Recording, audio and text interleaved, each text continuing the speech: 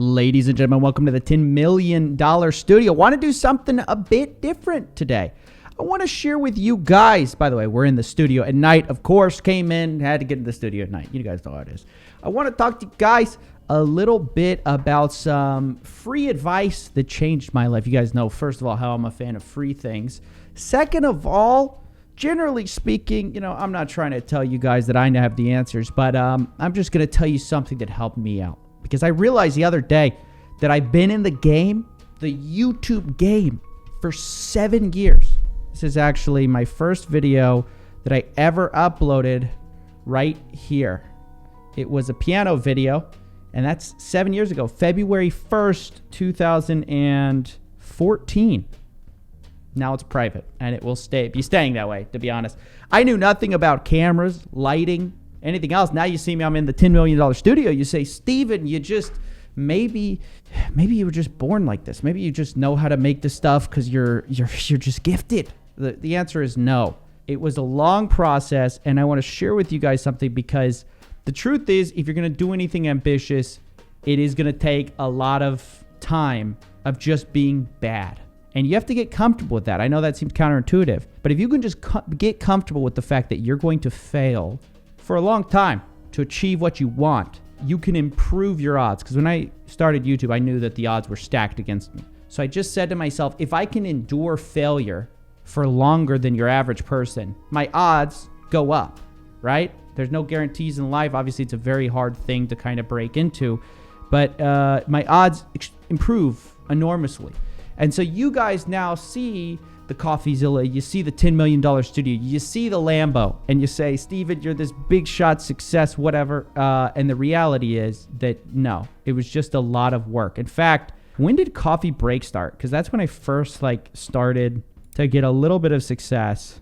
Coffee Break started 3 years after my first video. So in 3 years, I got 400 subscribers.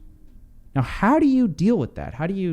Well, I'll tell you how I dealt with it, and you'll find your own way. But this is a video that I've shared probably 10 times just this week. It's one of my favorite videos on the internet, and it really helped me when I was sucking. I thought I'd share it with you guys today. Maybe you'll get a little benefit out of it.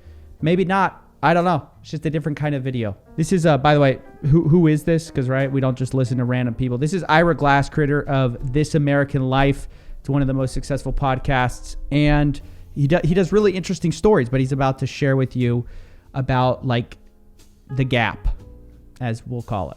Nobody tells people who are beginners, and I really wish somebody had told this to me, is that if you're watching this video, somebody wants to make videos, right?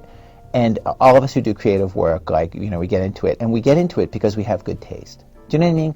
You want to make TV because you love TV. You know what I mean? Because there's stuff that you just love. Imagine little Coffeezilla watching this. No subscribers, no one's watching. I'm trying to ditch chemical engineering, a stable career path, to do YouTube. How could I do it? This changed my life. Okay, so you've got really good taste, and you get into this thing that I don't even know how to describe, but it's there's a gap. That for the first couple of years that you're making stuff, what you're making isn't so good. Okay, it's not that great. It sucks. It's really not that great. He's lying to you. It's going to be worse than not great. It's trying to be good. It has ambition to be good, but it's not quite that good. Yes. But your taste, the thing that got you into the game, your taste is still killer. And your taste is good enough that you can tell that what you're making is kind of a disappointment to you. Yes. You know what I mean? You can tell that it's still sort of crappy. A lot of people never get past that phase. A lot of people at that point, they quit. Ding, ding, ding. Ding, ding, ding, guys. I would just say to you with all my heart is that most everybody I know who does interesting creative work, they went through a phase of years where they had really good taste. They could tell what they were making wasn't as good as they wanted it to be. They knew it felt short. And some of us can admit that to ourselves, and some of us are a little less able to admit that to ourselves. But we knew it didn't have this special thing that we wanted it to have. The thing I would say to you is everybody goes through that. And for you to go through it, if you're going through it right now, if you're just getting out of that phase, or if you're just starting off and you're entering into that phase, you got to know it's totally normal. And that is the statement that completely changed, because the idea that it's normal to fail over and over and over in the first years of getting into anything. And by the way, he's talking about creative work here. He's obviously in radio. I think it applies to everything. I think this advice applies across the board. I think it was Mark Cuban who said, try to get your first, failure in business out of the way as quickly as possible if you're going to go into entrepreneurship. In other words, it's normal. It's completely normal to fail, especially when you get started. And so often, I feel like if there was a through line with fake gurus, it would be people trying to take shortcuts in life in order to find success faster. People trying to find blueprints for something that doesn't really have a blueprint. I can't tell you how many times I've told people what the things I've learned on YouTube, and what actually is holding them back when I watch their videos is just they haven't put in the time. It's not some magic formula. It's just they haven't made enough stuff. They haven't put enough hours in, and that's what people are always trying to, replace. I mean, the easiest way to see this is in the gym. Everyone knows how to get ripped in the gym. It's just work out. The reason most people are not, ripped, cut, is not because they don't have the best trainer in the world. It's because they don't want to put in the time. You and I both know that. And yet, for some reason, it feels like this is kind of hard to find advice these days. And why? Because you can't sell it. Nobody's selling this advice.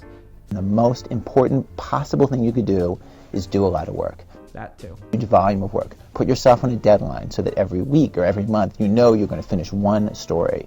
You know what I mean? Whatever it's going to be. Like, you create the deadline. It's best if you have somebody who's waiting for work for you, somebody who's expecting it from you, even if it's not somebody who pays you, but that you're in a situation where you have to turn out the work. Because it's only by actually going through a volume of work that you're actually going to catch up and close that gap. Yeah, and that's also something that I really internalized, especially with Coffeezilla. I mean, only a year and change ago, I decided I needed to start not just doing, I needed to do more videos. I was putting out a video a month, and I was like, that's too slow. And Coffeezilla, really, I started to kind of find my voice when I started to do more videos. I don't know if this is true for everyone. I know some people like to take their time with videos, but that really resonates with me as far as doing a huge volume of work. And look, I know for a lot of you, none of this resonates. Maybe you don't care about this. Maybe you have a job. Maybe you don't want to, do something kind of off the beaten path. But I also know that a lot of people do. And you hear the stats of, how often people fail, and you want to know how you can give yourself a better shot. Well, I'm telling you how I gave myself, I feel like, a better shot at least, was internalizing this message and being willing to commit basically 4 to 5 years of very little success on YouTube, till finally I kind of started to figure out, how to make videos that are worth watching, if that makes sense. And I still feel like I'm finding that out every day. I mean, I've told someone just the other day, like, most of my videos are disappointments to me, which is true. And I am committed to making them better for you. That's the purpose of the $10 million studio. That's the purpose of always trying to change things, is because I'm obsessed with getting this stuff better. It's not always going to be about fake gurus, but my real craft, my real passion, which is making videos and entertaining people, I will always be getting better at that. I don't know if this resonates with anyone, and it's a different video. It's outside my normal wheelhouse. But I just thought I'd share it with you. A little Coffeezilla at night. Hope you enjoyed. I'll see you next time. I know what you mean. This ain't what it seemed. Nothing but a trick, trying to sell me on a dream, but that was where you lost me. Wake up and smell the coffee.